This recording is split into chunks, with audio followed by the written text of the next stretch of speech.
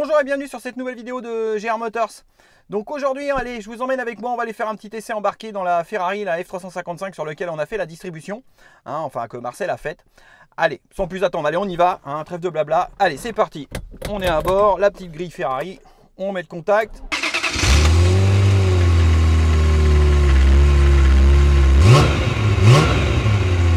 On a un V8 de 3,5 litres et ça chante un petit peu.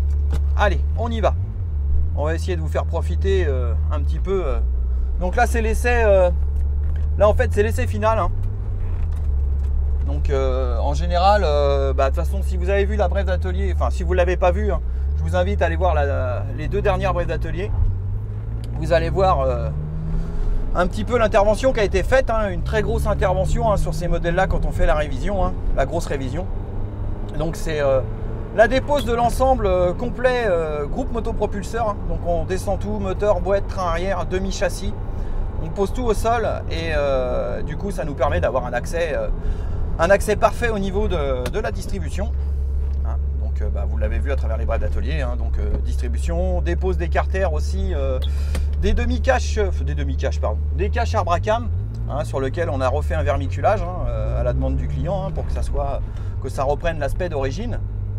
Parce qu'en fait, ça chauffe très très fort dans ces modèles-là et malgré que la peinture soit très très résistante, elle finit par cuire parce que ça chauffe très très fort.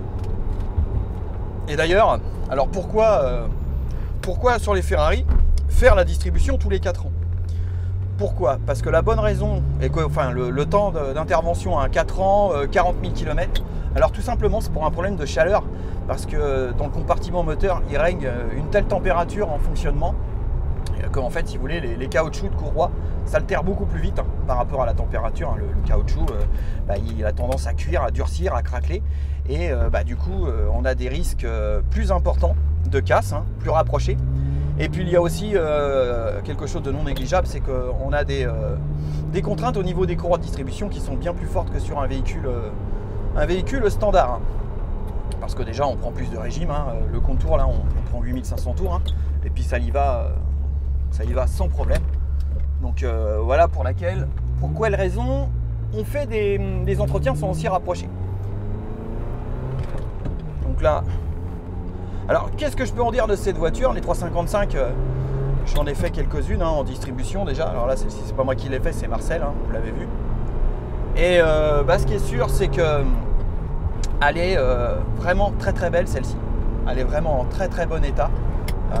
Franchement, même d'intérieur, d'extérieur, la carrosserie, tout, elle est vraiment très très belle. C'est vraiment un très très beau modèle.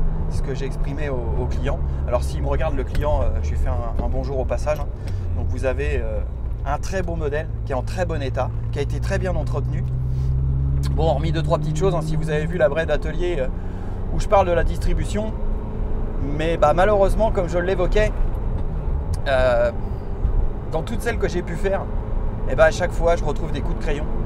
Alors j'arrive pas à comprendre que les mécanos qui interviennent sur ces véhicules là, alors soit c'est des spécialistes, soit c'est Ferrari, et qui fassent ça avec du repère au coup de crayon, je comprends pas.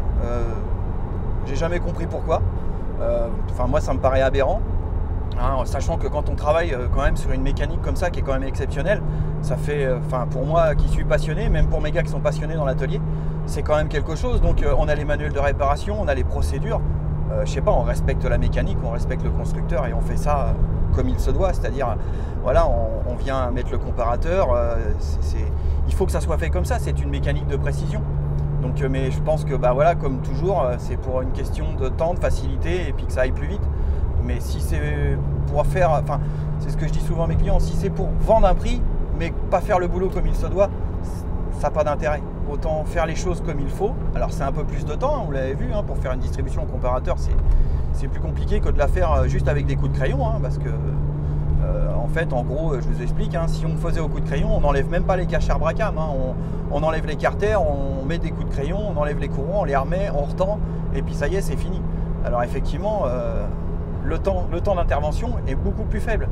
Alors que nous, pour pouvoir faire en fait comme il se doit la distribution, il faut déposer, donc on dépose sous le groupe motopropulseur, jusque là tout le monde fait pareil, mais c'est qu'après en fait on dépose les carters, on dépose les caches Bracam, on dépose donc les courroies, on fait nos repères de PMH avec le disque gradué comme vous avez vu, et puis après bah, en fait il faut qu'on aille, une fois qu'on a des repères de base qui nous permettent de partir à la base, puis après on fait nos levées de soupape par Arbracam. Alors comme il y en a 4, il faut faire 4 fois la manœuvre. Et puis bah, je peux vous dire que quand il faut une levée de 2,42, hein, eh bien écoutez, on va la mettre en place, on fait nos tours moteurs, on arrive, on a une levée, elle n'est pas bonne, on redéfait le pion, on le remet, on recommence jusqu'à temps de tomber sur le bon réglage, et après on fait donc les 2 admissions et les 2 échappements. Et du coup bah, après on arrive sur un calage qui est parfait, hein.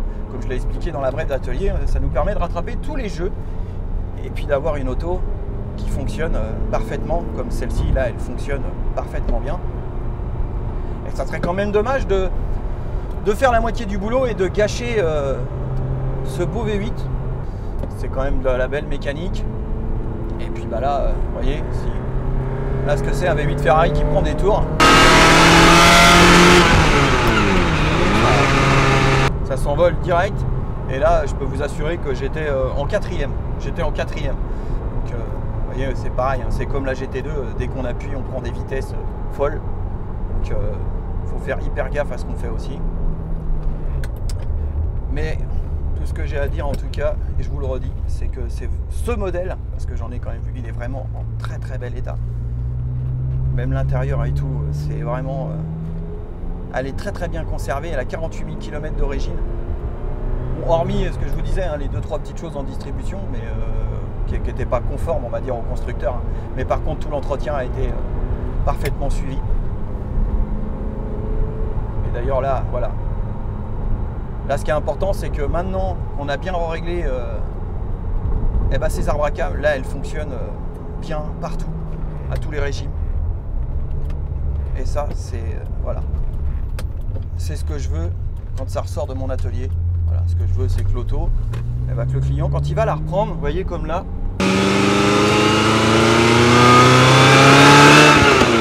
elle répond tout de suite à l'action de la pédale d'accélérateur. On n'a pas d'à-coup, on n'a rien, on a une souplesse de fonctionnement. Donc voilà, c'est ce que je veux pour mes clients à chaque fois, la perfection. C'est pas toujours facile hein, de travailler quand on est perfectionniste, même pour... D'ailleurs, je salue au passage, je salue mes gars avec qui je travaille, hein, c'est des passionnés comme moi, mais quand on est perfectionniste, quand on travaille avec quelqu'un de perfectionniste comme moi je le suis, je peux concevoir que c'est pas toujours évident. Mais bon voilà, quand on a une bonne équipe comme j'ai actuellement, et j'en suis fier, eh ben, on arrive à sortir des choses quand même, vous voyez, comme cette 355 qui sort de révision, tout a été fait en conformité, elle fonctionne bien. Et c'est ça surtout, déjà, premièrement, c'est une satisfaction personnelle. Et puis ça fera la satisfaction de mon client aussi. Parce qu'il va récupérer une voiture qui va fonctionner comme quand elle est sortie d'usine. Vous voyez ? Eh bien écoutez, voilà, c'était histoire de vous faire un petit tour d'essai. J'ai blablaté un peu avec vous. Hein, c'est quand même bon, c'est toujours un plaisir de monter dans ce type de véhicule. Hein.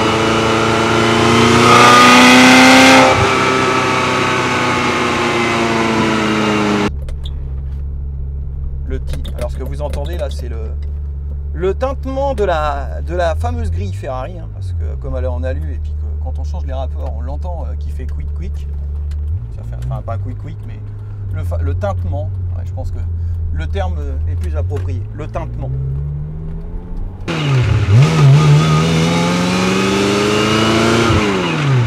Voilà, ce que je disais, elle est vraiment en parfait état. Mécanique, carrosserie intérieure. Très très beau modèle. Bien écoutez, voilà, hein, c'était un essai rapide, voilà, histoire de vous emmener avec moi. Donc je suis arrivé à l'atelier là, comme d'habitude, j'ai fait mon petit demi-tour. Hein, alors j'espère que le petit essai vous aura plu. Hein, et puis, alors attendez, je suis arrivé, je vais me stationner, hop, nous voilà arrivés, parfait. Et puis ouais, donc comme vous avez peut-être pu l'apercevoir à travers la dernière vidéo d'essai que j'ai fait, c'est-à-dire la 21 de litre turbo, j'ai rajouté des vues extérieures et tout parce que je trouve ça plus vivant. Excusez, c'est l'autoradio qui fait bip bip. Et d'ailleurs, vous avez été nombreux à la regarder. Hein. Très rapidement, on arrive quasiment à 700 vues, je crois, maintenant aujourd'hui. Et bah écoutez, ça fait plaisir. Donc vous voyez là, et bah, quand je peux, j'essaye de vous emmener avec moi rapidement en essai, hein, parce que ça me prend un petit peu de temps quand même à chaque fois, installer les caméras et tout, et de partir ensemble. Mais bon, voilà, hein, c'est ce que je dis. Hein, ce que je veux, c'est vous partager un petit peu ma passion de l'automobile. Hein, et comme ça, bah écoutez, puis j'ai ma GoPro là qui a déconné, là, je sais pas ce qu'elle m'a fait. Enfin bref. Donc je vous reprends. Donc oui, je disais, j'ai donc ouais, j'ai amélioré un peu mes prises de vue au niveau des... Quand je fais des essais embarqués, hein, j'essaye de mettre des vues extérieures et tout ça, hein, parce qu'apparemment, bah, moi déjà je trouve ça plus plaisant pour vous.